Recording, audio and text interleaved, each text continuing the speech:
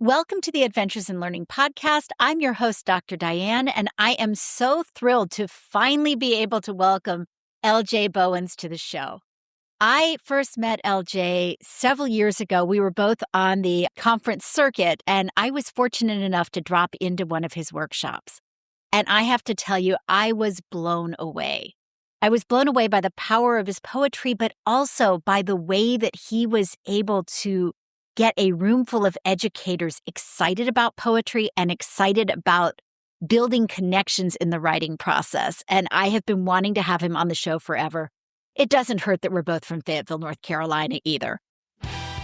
Wonder, curiosity, connection. Where will your adventures take you? I'm Dr. Diane, and thank you for joining me on today's episode of Adventures in Learning. So, welcome to the show, LJ. Thank you so much for having me here. I know it's been a while. I know you've been trying to get me on here, so I'm glad the stars finally aligned to be on your wonderful podcast. So I'm very excited to be here. I'm always nervous about podcasts, nothing in a bad way, just, the anxiety and always doing interviews. So, but I'm very thankful to be here and actually having had this time with you. Well, and I'm so thrilled that you're able to take time because you're in Baltimore speaking as usual, right, today? Yeah, so I'm actually in Baltimore right now for what's known as AWP, Association for Writers and Writing Programs. This is my first year actually doing AWP. I'm up here with a press that I sit on a board with called Long Leaf Press that's out of North Carolina. So we're here kind of pretty much talking about our press, what our organization does. But I'm also kind of doing double duty as well because I'm also here representing another organization known as Southern Fried Poetry Incorporated, where I'll be also doing a book signing and doing an offsite event later this week as well. So I'm kind of doing a lot of multitasking while I'm here. That's exciting. So I have to ask, being a poet is not something that people generally say, I'm going to grow up and be a poet these days. How did you come to this path? So it's very interesting when everybody asks me this question. So I come from a very artistic family. I'm originally born in Detroit, Michigan, ended up moving to a small city called Ohio, kind of lived back and forth between both before coming to North Carolina. So my family literally has always been an arts family. It's either been music, poetry, dance, or every now and then sports. It just depends on where the family aligns themselves with. And I kind of started off doing a lot of music first, but writing as well. So it kind of was like hand in hand. But then it wasn't until my 10th grade year, my 10th grade teacher by the name of Miss Stephenson, my English 10th grade teacher, she introduced a poetry project and I kind of fell in love with poetry just because there was so many different ways of telling a story without having to do like a novel or like write a short story. There's like almost 150, 170 different styles of poetry. So it was like, oh, let me try to test myself to write a story with this many amount of words, these types of things like that. And I basically fell in love with poetry ever since then. But it wasn't until I got out the military where I kind of went to an open mic, and I'm cutting a lot out of this fat, but I went to an open mic and kind of just fell in love with the art. And I didn't even know this could literally be a career because, like you said, no one just grows up saying, "I want to be a famous poet." It kind of just happened, but I'm glad it happened the way it did because I love the art form, and it's opened up so many doors for me to not only teach but also facilitate a career that deals with poetry as well. And you've written multiple books of poems that have been published, and you're also a teaching artist. Like you travel and you work with kids and with adults on their writing process. Can you talk a little bit about that as well? Yeah, so believe it or not, it wasn't my intention to become a teaching artist, and I know that sounds crazy, but what ended up happening was my wife, who was my girlfriend at the time, she worked with a nonprofit out of Fayetteville called Partnership for Children in Cumberland County. She introduced me to another nonprofit called Communicare, and she wanted me to do a workshop for kids. And I kind of got thrown into the lion's den. And the reason I say I got thrown into the lion's den because it wasn't just like a particular demographic of kids. They had children as young as 7 and as old as 16 all in one room. So Oh I had to my. figure out how to teach a workshop to resonate with all these kids of many different ages. So I literally thought of something on the fly that actually worked. And from there, it made me start wanting to focus more on it because for me, I don't want to say I'm a perfectionist, but I don't like failing. I have a fear of failure. So I was like, I got to make these workshops better when I'm teaching them. So the more and more I started putting together workshops, I made sure to cater them to different ages or make them universal for all ages. And the more I started wanting to do that, the more and more I started reaching out to nonprofits, reaching out to schools, reaching out to universities. And then it kind of just got this big win of everybody hearing about the type of workshops I do because they say I'll make them more personal than academic. And there's nothing wrong with academic workshops. It's just, I guess, the approach I take.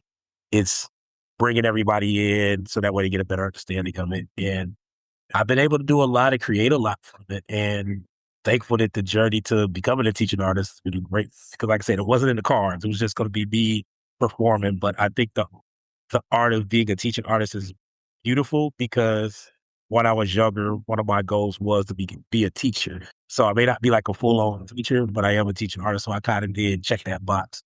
So, So I've been thrown into a room like the one you described where you have ages 7 to 16. I'm thinking that is one of the most challenging things you can ever do. I'm sure there are teachers listening going, how did you do it? So what are some of sort of the common things you found that unify an audience? What are the things that are important to do when you're presenting to that wider range? I think the biggest thing is to not talk down to people. I believe. I think that's the one thing that gains respect to people who listen. I think sometimes it's more so now than it was in the past, but I think a lot of educators now, most educators, but they have a tendency of just wanting to get the academic part taught and that's it, but they're not grounding themselves to this demographic, these type of kids, these type of people I'm talking to. How do I teach this class to get them on the same page?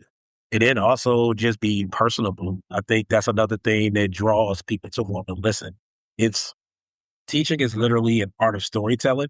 And I know that sounds crazy, but teaching really is an art of storytelling.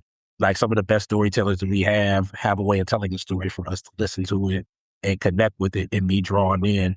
If I'm looking at a teacher and the teacher just giving me A, B, C, and D based on facts and not really making it personable or making it stand out, and I'm pretty sure you can relate to it, and I'm pretty sure a lot of people relate to it, you kind of tune it out. Like some of us can think of our best teachers and what they did to make us relate to them because we still talk about our best teachers to this day when people ask us who our best teachers. After the teachers, I'm like, yeah, I can't remember. I hated that teacher because of the way they did A, B, and C. So I think that's one of the things, being a personable person and just trying to be a great storyteller, even when the story is teaching a lesson.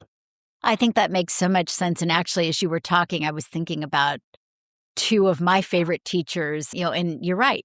Mrs. Ledbetter and Mrs. Owens were both incredible storytellers, and they drew us in by telling stories. And I think that for me was one of the things that I respected so much about your workshop. I love getting to go and take part in these professional developments because I always learn something. And I remember just being struck by the way that you got us to enter into your process of poetry writing, because I know from my own experience that often when I'm working with teachers, you say the word poetry and you get that deer in the headlights look, you get the fear factor that comes in because it wasn't taught well to them as children. And they're carrying sort of that poetry trauma into their own classrooms of, I have to teach this form, I have to teach it this way, rather than realizing that it's language and it's fun and it should be a point of play. And as you said, a way to find out how to be a really good storyteller using the fewest words possible. Exactly. And I'm glad you brought that up because I literally just recently did a Black History Month class. The school had reached out to me and a couple of people to be part of a Black History project they were doing. And they wanted me to teach the kids who were like kindergarten and first. And we had like a few fourth graders and fifth graders sprinkled in. But they wanted us to teach a poetry class to these kids. So in my mind, I said, how do we get these kids to understand poetry at a young age? And then it clicked on me because the little bit of time I got a chance to do it, I was tutoring ELA for K through 5. So I showed the kids how to do a word bank, but I used CVC words. And that literally got them excited about poetry because we started sounding out words that rhyme. And then all the kids got inspired by that. And the parents reached out to the school and was saying, hey, we should bring him back or have something that was similar to this because the kids are now wanting to learn poetry. but I use a teaching aspect of what I used to tutor with in order to get them to love it because it's like you said, it's about language. So, and why not think of a way to have them learn language, but also learn about a particular style of art as well? I think that sounds like so much fun. So when you're doing your workshops, how do you get people to enter into playing with language? You gave that really good example for K1. What are some other ways that you get them to play poetry with you? So I'm very particular and very crafty on how I put together workshops. Always with theme, because for the most part, it's either going to be poetry related or it's going to be creative writing related. And I have more creative writing workshops than I do poetry, even though I'm a poet. But the reason I have more creative writing workshops is because a lot of writers start off with creative writing first before we can get into the poetry. So the creative writing opens up the mind to a lot of things. So I'll theme something and base it off of that. So like I did a workshop one time called It's All About Choices. Basically, the purpose of the workshop is not only to create from the creative writing prompts, but it's also based on the power of choice. Because, once you make a decision, you have to stick with that decision. So there'll be something saying like, holidays, what's your favorite holiday? And then I'll put up 2 holidays, Thanksgiving or Christmas. So then I say, everybody write down your holiday that you like. So then they pick. So then I'm like, okay, for those who pick Thanksgiving, this is your prompt. And it's centered around Thanksgiving. I say, for those who pick Christmas, I say, here's your prompt about Christmas. And it's centered around that point. And then what ends up happening is people's like, oh, I'm going to switch real quick. And I'm like, you can't, because you made your choice and you have to stick with that decision. So then now it becomes a little bit more like, now I got to figure out, like, whatever decision I make, I got to start stealing with it. And so it's like a lesson in that. So it helps. So it plays with the people when they do it. And a lot of people love it. And then I've done one with superheroes, anti-heroes, and villains that I've done for like middle schools, high schools, the kids stuff as well. Oh, that sounds like so much fun. And superheroes and villains are always popular with kids. Yeah, especially because I always have this internal dialogue with certain comic books or movies about when villains become villains, is it for a justifiable reason or things of that nature? Like the running joke we always have is, you know the movie Titanic? Yep. Is that Rose is the true villain of the movie, but I'm not going to get into that right now. I could see that, actually. And like I broke it down for somebody, and then it was like, you know what, that actually makes sense. I was like, that's just me. I know everybody sees it differently. And then I'm always bringing the one point about the main person that literally did this whole, like, spent millions of dollars to try to find this jewel, and it was his life's work. And Rose had a jewel the whole time, but it just, instead of giving him the jewel because his life's work, she just throws it in the water. Like, because she had it the whole time. She wasn't doing nothing with it. So it was like, and he did nothing wrong. Like, right. This is my life's work. Yeah. But, people are selfish at times. So Oh, that's so funny. I love that. And I love that creativity of that.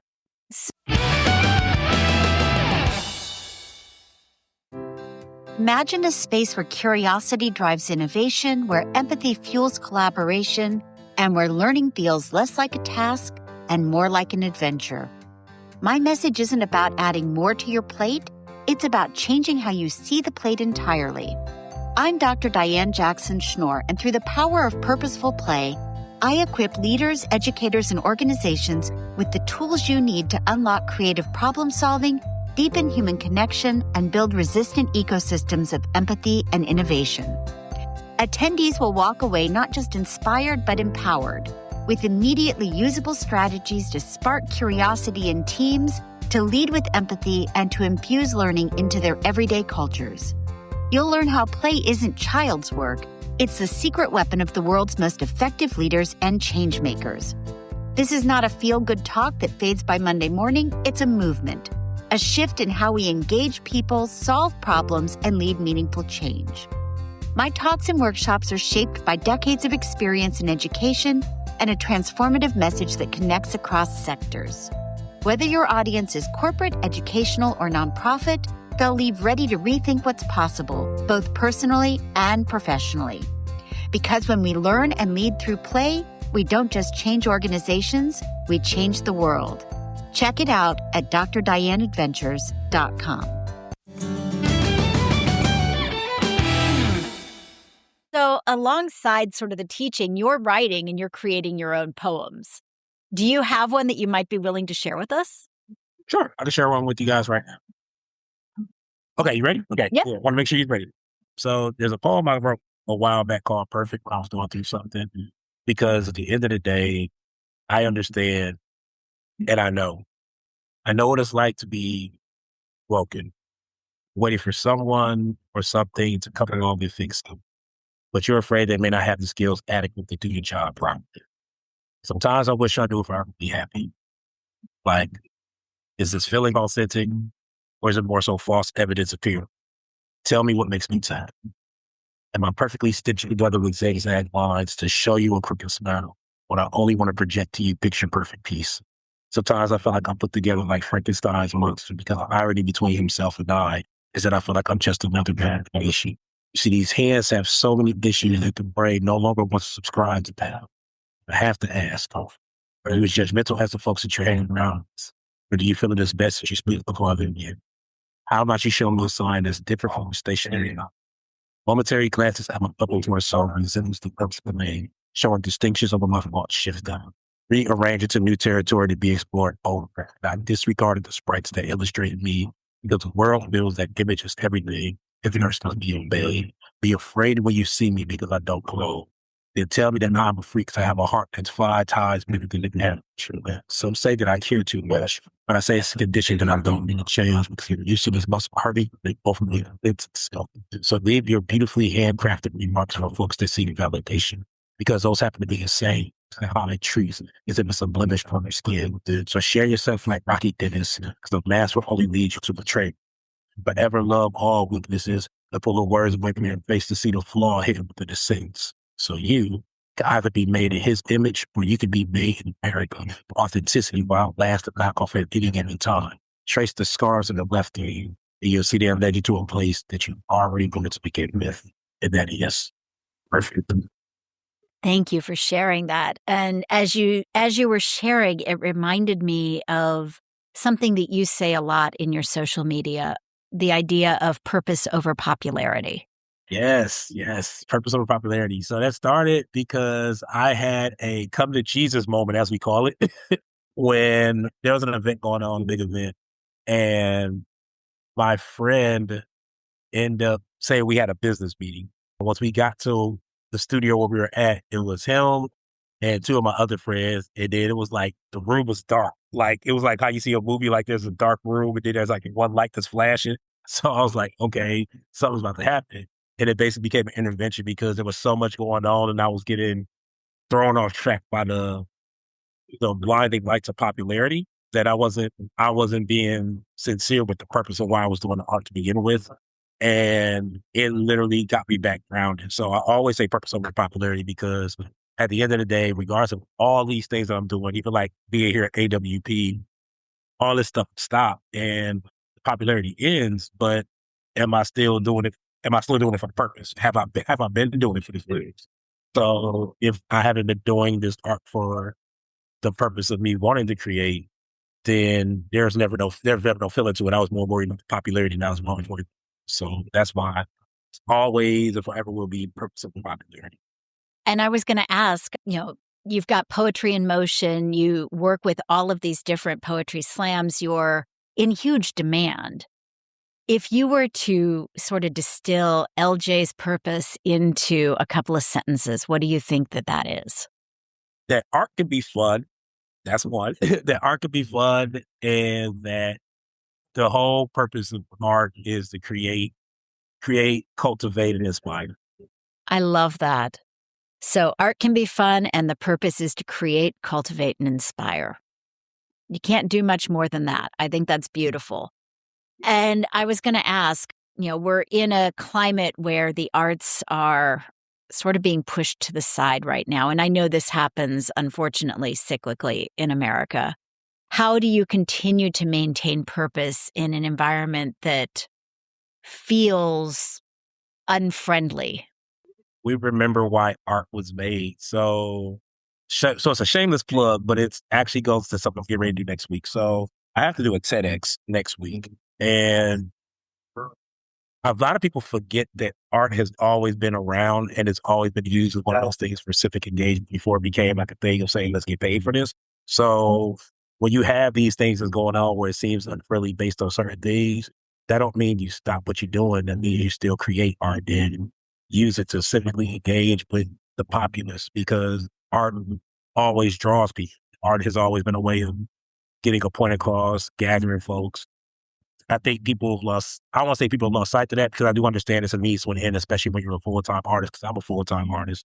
But I don't think that it should alleviate from the message or the reason why a lot of art is created. We look at art for those reasons to spark the interest and spark the conversation. Murals aren't just put on walls for decoration. They're used as gathering points to gather people.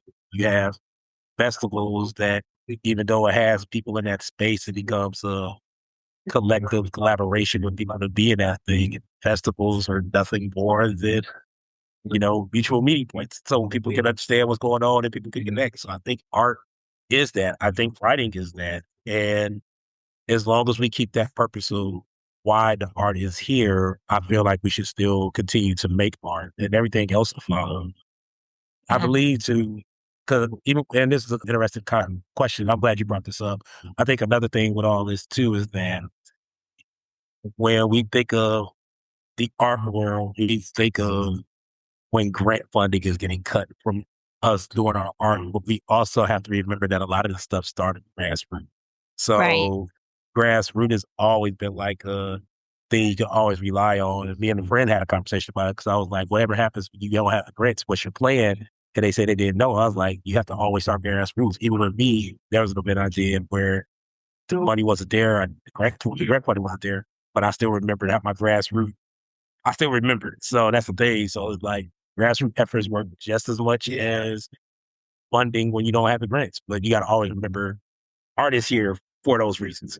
Exactly. And I keep coming back to the Toni Morrison quote, too, that when times are dark, that's when the artist is called to act, is called to create. And Exactly. I think that that's probably more important now than ever. Your TED Talk, is that going to be something that we're able to drop in and listen to? Is it going to be put out on video? It's going to be put out on video. So the TED Talk is next week in Lima, Ohio. So I actually do my first TED Talk in the city I graduated from. So that's like a full circle moment for me. But literally the talk is how it's called When Art Speak, Communities Listen. And it talks about how art can be used for civic engagement because so many people rely on social media posts and the talk, but art has always been used for civic engagement as well and brings people in. So that's what the TEDx talk is going to be about. So, Well, wonderful. Well, when this airs, I'll make sure I drop the link to your talk because I want people to be able to hear it because I think that's an important topic for us to continue to explore. yeah. So I have one final question for you because I know you're going to be heading off to do another workshop in a little bit, but what's currently bringing you hope? Oh man, it's always the next generation. And I know that sounds so cliche, but it's always the next generation that brings me hope. And it was because I feel like we as artists, we do so much to try to leave like a legacy or something behind. But I think like sometimes the legacy could just be instilling in kids what others have done for us. Because at the end of the day, person said, an artist by the name of DJ Jazzy Jeff said it best. Like when I when I am no longer of this earth, I want to make sure I go away empty, meaning that I've done all I can. I don't want to take nothing with me. I want to go empty. All these things are there. And so that way the next generation can see these things and they can learn from it. And then they inspire people once they continue working with the craft as well. And that's pretty much it. It's always the next generation. I see it a lot. I have a lot of people I looked up to, even people that was no longer here that I never met. And I love their work because it inspires so many generations. So I feel like we should do the same. But that's what gives hope the next generation. I love that. Well, you give us hope too, and I'm going to encourage people to go out and watch the videos, buy your books, and definitely check out the TED Talk as well. LJ, thank you for taking some time out to talk to us today. Thank you so much. And I appreciate everything that you do, not only in your community, but the community populace as a whole in the country. You're awesome. And by all means, people keep supporting this wonderful doctor. You got to make sure you put doctor in front of her name because she earned that title. You are the best. Thank you. Thank you so much. You've been listening to the Adventures in Learning podcast with your host, Dr. Diane. If you like what you're hearing, please subscribe, download, and let us know what you think, and please tell a friend. If you want the full show notes and the pictures, please go to drdianeadventures.com. We look forward to you joining us on our next adventure.